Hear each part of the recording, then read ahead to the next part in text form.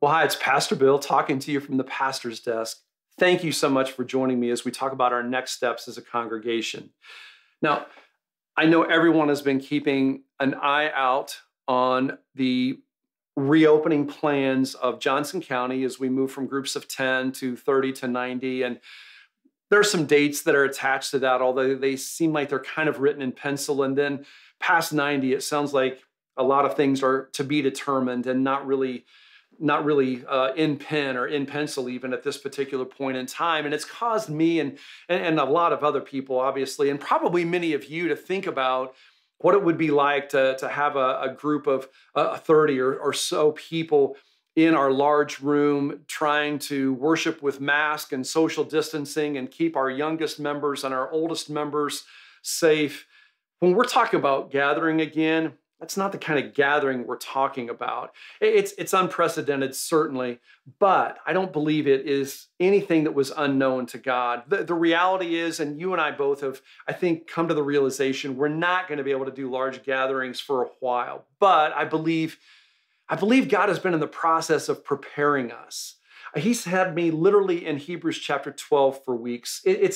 It's a very powerful chapter in the Bible, but when you get to the end of that chapter, it talks about how God is going to shake those things that can be shaken and things that won't remain, so that only those things that cannot be shaken will remain. And then he talks very quickly about how we are receiving a kingdom that cannot be shaken and how that leads us to being thankful people and worshipful people. As I've thought about this, as we've prayed about this, as we've talked as a board and as a staff, we believe God is giving us an opportunity to build things that are, well, they're just not shakable. As a congregation, he's pushing us to develop structures that are less shakable. In fact, when you go back just a couple of chapters in Hebrews, we get some insight into this because he talks about not giving up meeting together as some are in the habit of doing. But as you think about that, he's writing to people who didn't have big auditoriums for church services like you and I do. He's talking to people that had a lot of their church take place in their homes. We believe our next step is to develop a network of home churches. This is how the first Christians met. It's how they grew in their faith. It was clearly highly effective. Understand, home churches aren't to take the place of large gatherings, but what they do is give us an unshakable infrastructure regardless of whether or not we can have a large gathering. It allows us to grow closer to Christ and grow closer to some other people. So I have 3 action steps for you. I have some things that I want to ask of you, some commitments that I want to call you to as your pastor. Number 1, I want you to pray about being a part of a home church. This is such an important aspect as you and I think about these smaller gatherings, because it gives us this ability to watch a service together. We've had amazing services with the worship, with the content, with the kids ministry, all of that.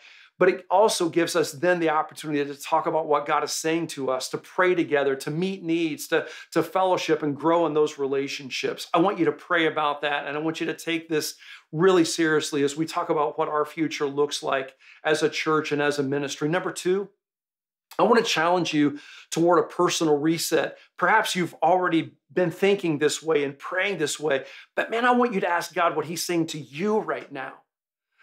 Make no mistake about it.